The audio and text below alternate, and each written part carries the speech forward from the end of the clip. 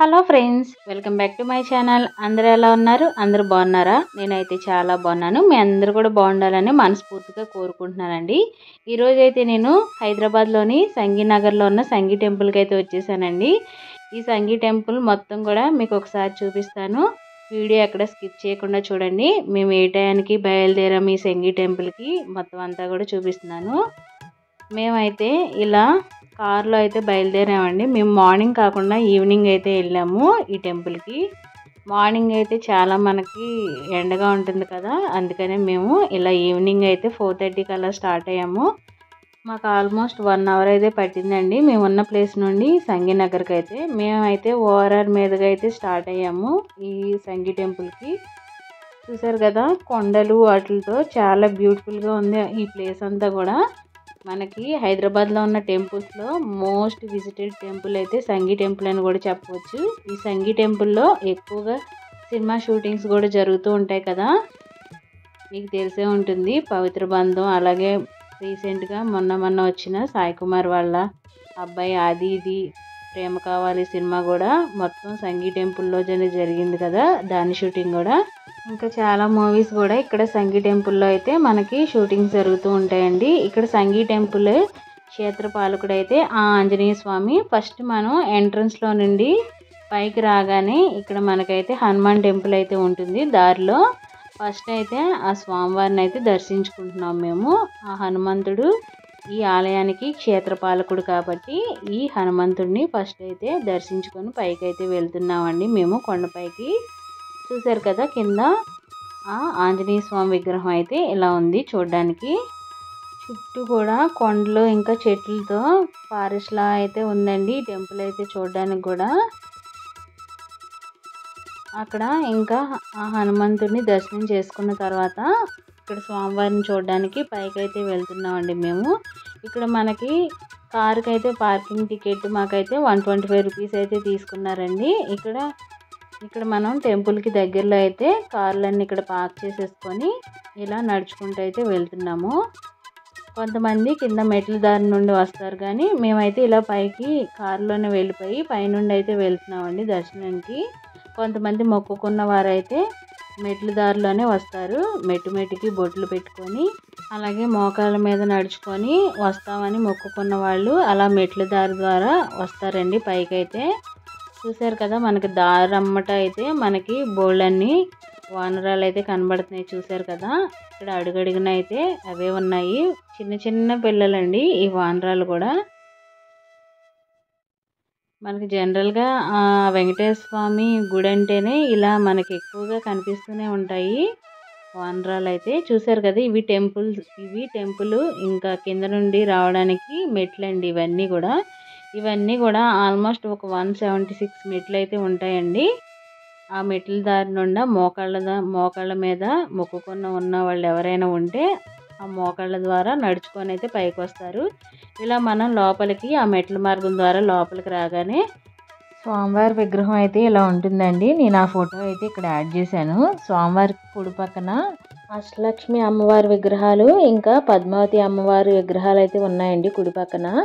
అష్టలక్ష్మిల విగ్రహాలు అయితే ఈ వీడియోలో నేను యాడ్ చేశాను, కానీ పద్మావతి అమ్మవారి వీడియో క్లిప్ అయితే మిస్ అయింది. ఫోటో మాత్రం యాడ్ చేస్తున్నాను చూడండి. అమ్మవారి ఫోటో అయితే ఇలా ఉంటుంది. తర్వాత స్వామివారికి ఇలా కుడి పక్కన ఇలా ఒక గంట అయితే పెట్టారండి, జై గంట లాగా. ఇక్కడ వచ్చిన వాళ్ళందరూ అయితే ఆ గంటను అయితే అలా మోగిస్తున్నారు ఒక 3 సార్లు అయితే గంటని.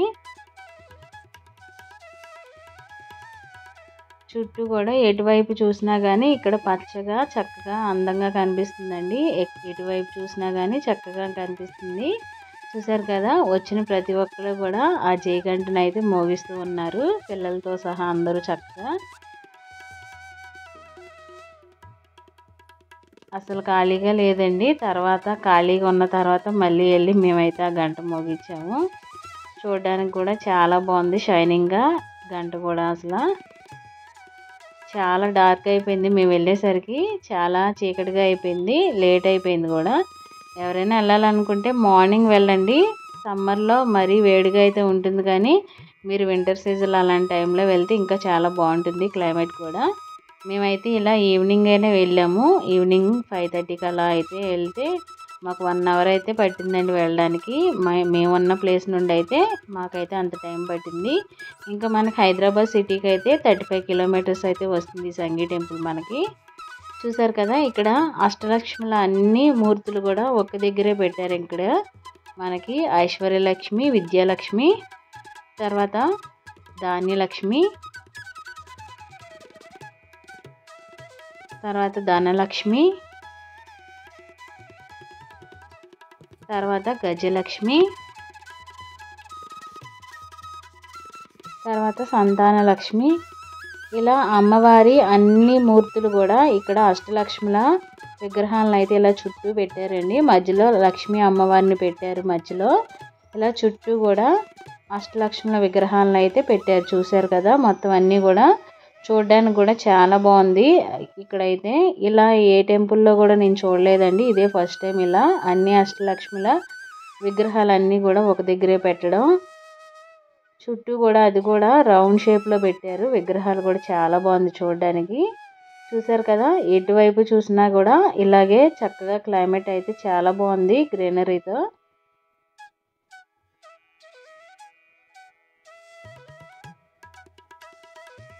లోపల వెంకటేశ్వర స్వామి దగ్గర అయితే మనకి ఫొటోస్ను వీడియోస్ అయితే అలౌ లేదు, కానీ ఇక్కడ బయట అయితే ఫొటోస్ అవి తీసుకుంటున్నారండి చాలామంది. మేము అందుకని ఇక్కడ బయట అయితే తీసుకున్నాము. అదేమో కళ్యాణ మండపం అండి ఇక్కడ ఉన్నది.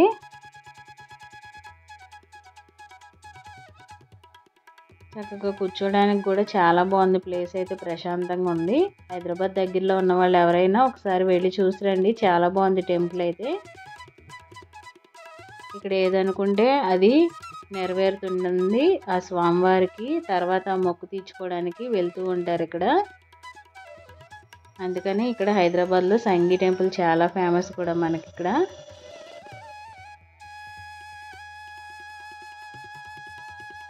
తర్వాత ఇక్కడ స్వామివారికి లెఫ్ట్ సైడ్ అయితే మనకి ఇక్కడ రాధాకృష్ణుల విగ్రహాలు, తర్వాత సీతారాముల విగ్రహాలు అయితే ఉన్నాయండి ఇటు సైడ్ అయితే.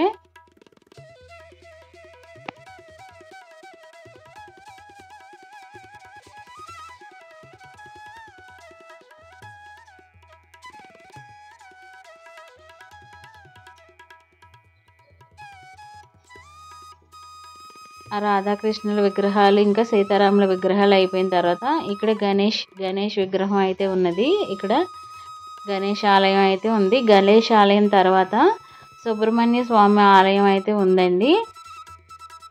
ఇక్కడ మీకు దక్షిణామూర్తి విగ్రహం కనిపిస్తుంది కదా, ఈ దక్షిణామూర్తి విగ్రహం కనిపిస్తున్న టెంపుల్ అయితే శివాలయం అండి. అందుకని అక్కడ దక్షిణామూర్తి విగ్రహం ఉంది.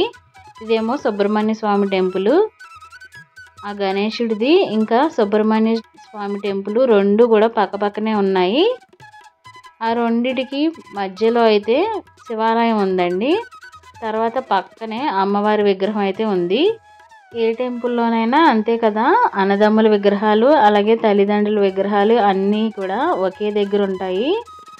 చాలా చాలా బాగుంది అసలు ఇక్కడైతే. తర్వాత ఇక్కడ నవగ్రహ మండపం ఖచ్చితంగా ఉంటుంది కదా, ఇక్కడ నవగ్రహ మండపం అయితే ఇలా ఉందండి. నవగ్రహాల చుట్టూ ప్రదక్షిణలు చేసే వాళ్ళు అయితే చేస్తున్నారు.